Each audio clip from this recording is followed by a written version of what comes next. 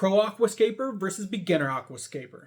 Now, time and experience in the hobby obviously plays a huge role in this, but there's a big gap that we can close between a pro and a beginner aquascaper with a few simple tricks. These 4 pictures of pro aquascapes, these things are awesome, and what do they all have in common? The main thing is that they all have a depth to them. They start very shallow in the foreground and they draw all the way back to make a rather small tank look absolutely massive because of the perception from the front of the tank. Now let's look at beginners tanks. They all have very flat substrates, kind of just a wall of things in front of you without any real depth perception. So it kind of looks like the tank is as small as it is. Going back to the pros, you'll notice something else about the plants. The plants are very meticulously placed, but not only are they placed in a detailed way, they're also very dense, right? There's a lot of plants, and that is what we usually want when going for a more pro approach, is we want to plant as heavily as possible, as early as possible, because the more that you trim, the more density that you're actually going to get out of your plants.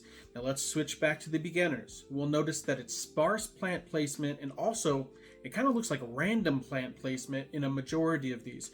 We want to make sure that the stems are placed at the back of the tank because that'll help build depth. You don't want stems blocking anything in the front of your tank.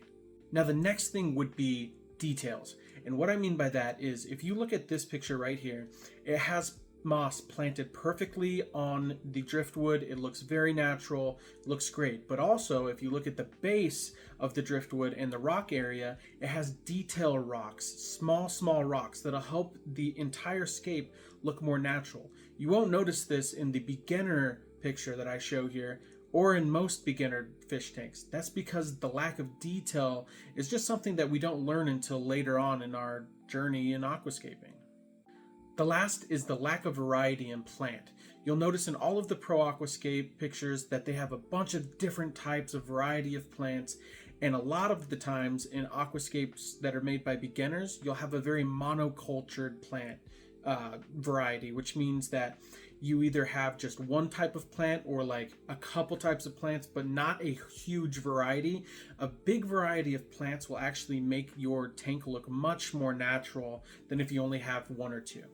Hopefully this helped you guys out. Please like, share, follow, subscribe, do all that stuff, and stick around for more tips. I'll see you guys later.